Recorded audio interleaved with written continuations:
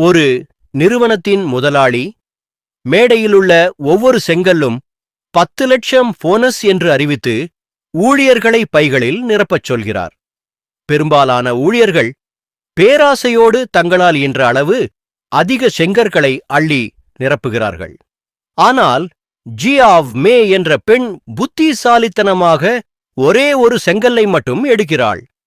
செங்கற்களை நிரப்பிய பின் அவற்றை சுமந்து கொண்டு 10 நிமிடத்திற்குள் படிக்கட்டுகள் வழியாக 60வது மாடிக்குச் செல்ல வேண்டும். இல்லையெனில் வேலை பறிபோகும் என முதலாளி நிபந்தனை விதிக்கிறார். அதிக எடையை துமக்க முடியாமல் பலர் தோற்கின்றனர்.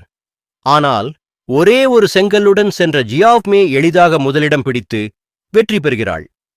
கயாங் என்ற ஊழியர் பல தடைகளையும் தாண்டி கடின உழைப்பால் இறுதி நொடியில் மாடியை அடைந்து போனஸை பெறுகிறார்.